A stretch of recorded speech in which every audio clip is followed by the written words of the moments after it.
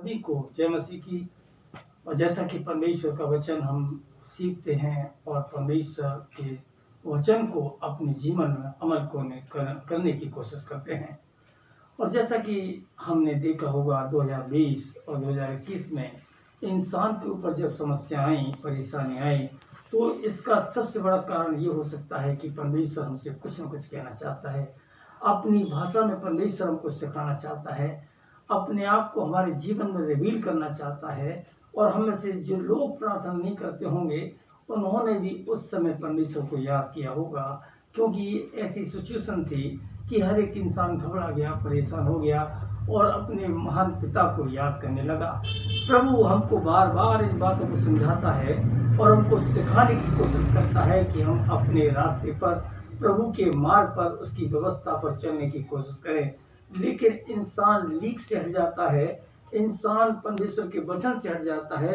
अय्यूब की किताब उसका 33वां अध्याय और उसकी 14वीं आयत में लिखा हुआ कि परमेश्वर एक बार नहीं बल्कि 2 बार बात करता है, लेकिन इंसान उस पर चित्त नहीं लगाता, इंसान उस पर मन नहीं लगाता, इसीलिए इंसान परेशान होता है।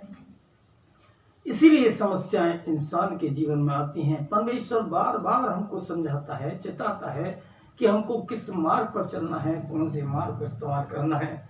एक छोटी सी कहानी कि एक इंसान एक धार्मिक स्थान पर गया, उसमें बहुत से लोग भी थे जो पूजा अर्चना कर रहे थे, अपने ईश्वर की वर्शिप कर रहे थे।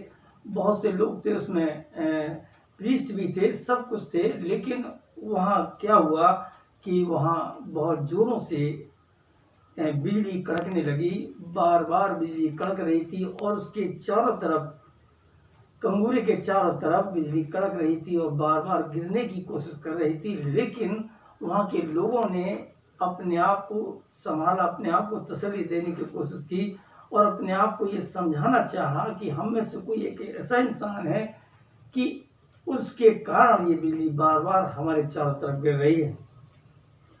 अब उन्होंने एक फैसला किया और ये फैसला इस प्रकार का था कि सबसे पहले उस मंदिर का प्रीस्ट, जो मंदिर के सामने एक पिलर था, उसको छूकर मंदिर में आएगा। अगर बिजली पिलर पर गिरी तो समझ लेना है कि हम ये उसी के कारण ये बिजली बार बार कड़क रही है। सबसे पहले मंदिर के प्रीस्ट को भेजा गया, पिलर को छूकर आया, लौट आया। इस तरीके से एक के बाद एक इंसान को वहाँ भेजा गया, सब एक एक करके गए, लौट कर आए। अंत में एक बड़ा सादा सा इंसान था, बड़े मैले कुचेले कपड़े पहने हुआ था, बहुत सा सीधा साधा इंसान था। लोगों ने समझा कि शायद यही वो इंसान हो सकता है जिसके कारण बिजली बार बार कड़क रही है और गिर रही है। जब उन लोगों ने ये फैसला किया कि इस इंसान को हमें बाहर निकालना चाहिए, उन सब ने मिलकर उसको धक्का मारा और उसको पिलर के पास तक पहुंचा दिया। और जैसे ही वो पिलर के पास पहुंचा और जितने भी लोग उस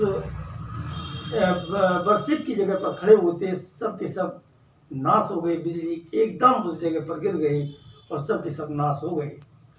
यहाँ कहने का मतलब ये हुआ कि हम, या हमारा विश्वास, ये परमेश्वर को पता होता है कि हम कितना प्रभु को प्यार करते हैं।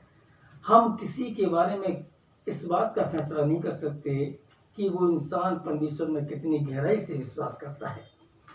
उस इंसान की आइडेंटिफाई नहीं कर पाया इंसान, और लोग समझने लगे कि ये प्रभु, ये बहुत बड़ा धोखेबाज है, बहुत बड़ा फ्रॉड है और ये हो सकता है दुष्ट हो, पापी हो। और इसीलिए उन सब ने फैसला कर लिया कि इसको हम बाहर फेंक दें, बाहर धक्का दे दें और वो नाश हो जाए। लेकिन प्रभु जिसको प्यार करता है, क्योंकि प्रभु हमारा मन और हृदय का जांचने वाला परमेश्वर है, वो हमको एक बार नहीं बल्कि 2 बार समझाने की कोशिश करता है। जब इंसान नहीं समझ पाता, इंसान नहीं समझ पाता, उसके बातों पर चित्त नहीं लगाता, तो इंसान को खामियां भुगतनी पड़ती हैं।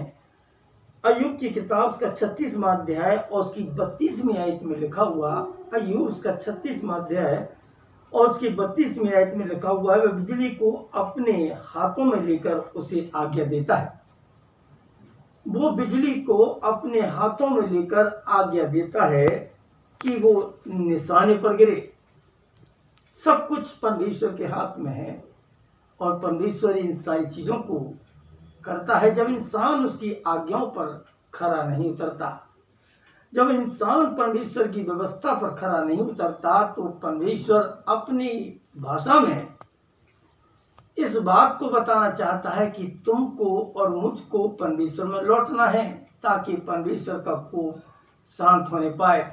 उत्पत्ति की किताब में 18वां अध्याय उसमें भी ये लिखा हुआ, परमेश्वर ने जब सदोम को नाश करने पर था, जब परमेश्वर उस जगह को नाश करने पर था तो परमेश्वर ने सबसे पहले इस बात को अपने विश्वास योग अब्राहम को ये बताने की कोशिश की और अब्राहम से परमेश्वर मन में परमेश्वर ने कहा कि जो काम मैं कर रहा हूं, उत्पत्ति उसका 18वां अध्याय उसकी 17वीं आयत में, कि जब यहोवा ने कहा कि जो मैं करता हूं उसे क्या अब्राहम से छिपा रखूं।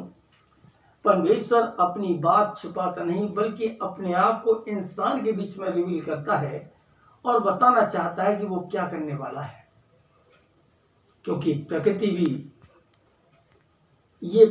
भी परमेश्वर की आज्ञा के लिए बैठी हुई है, उसके हुक्म पर चलती है परमेश्वर की कि क्या करना है उसको। जब तक परमेश्वर उसको आज्ञा नहीं देता प्रकृति एक कदम नहीं बढ़ने, अपने आप से नहीं बढ़ सकती, क्योंकि बाइबल में आया हुआ है यशायाह में कि परमेश्वर ने समुद्र को ऐसी आज्ञा दी ताकि वो अपनी सीमा को लांघ ना सके, क्योंकि कोई भी चीज बिना परमेश्वर की अनुमति के बाहर नहीं निकल सकती। एक इंसान ही है जो बिना परमेश्वर की परमिशन के इधर उधर दौड़ता है, भागता है और अपने आप को नुकसान उठाता है। रोमियो उसका 8वां अध्याय और उसकी 18वीं आयत में लिखा हुआ, क्योंकि 18वां रोमियो उसका 8वां अध्याय और उसकी 19वीं आयत में, क्योंकि सृष्टि बड़ी आशा भरी दृष्टि से परमेश्वर के पुत्र के प्रकट होने की बात जो रही, उसको बड़ी उम्मीद है कि परमेश्वर का पुत्र उसके पास आएगा, उसको बचाएगा, क्योंकि प्रकृति भी नष्ट होते होते बची हुई है। प्रकृति भी आशा भरी नजर से परमेश्वर की बाट जो रही है। हमको और आपको भी परमेश्वर की बाट को जोना, उसकी आवाज को पहचानना है कि परमेश्वर मुझसे और आपसे क्या कहना चाहता है। ऐसा ना हो कि परमेश्वर का कोप मुझ पर और आप पर आने पड़े। उत्पत्ति की किताब में भी हमने पढ़ा, उसमें लिखा हुआ जब सदोम और अमोरा का नाश किया तो परमेश्वर ने सबसे पहले इसी बात को कहा, लूत से कहा, अब्राहम जब तक तुम वहां रहोगे तब तक उस जगह को मैं नाश नहीं करूंगा, और जिस वक्त तुम वहां से हट जाओगे मैं उस जगह को नाश कर दूंगा। क्योंकि परमेश्वर के लोगों को परमेश्वर बचाना चाहता है, उनको अपनी बात रखना चाहता है कि लोगों को समझाओ, लोगों को बताओ, परमेश्वर के वचन के द्वारा उनको समझाओ कि इंसान को क्या करना है और क्या नहीं करना, इंसान को गलत कामों से कैसे बचना है। परमेश्वर पहले इन सारी चीजों को नाश करने से पहले परमेश्वर इंसान के अंदर अपने आप को रिवील करना चाहता है। लेकिन अय्यूब की किताब में जैसे पढ़ा हमने कि एक बार नहीं बल्कि 2 बार बात करता है, लेकिन परमेश्वर की बातों पर लोग चित्त नहीं लगाते, मन नहीं लगाते, और इसका कारण यही होता है कि इंसान उन परेशानियों को झेलता है, परेशान होता है और दुखी होता है। प्रभु करे कि हम उसके अनुग्रह, उसकी दया के अनुसार हम जीने पाए और इसकी व्यवस्था को समझने पाए और उस पर चलने पाए, ताकि ये परेशानी जो मैं और आप झेलते हैं उन परेशानी से हम बचने पाए। प्रभु आप सबको बहुत बहुत आशीष दें। आमीन।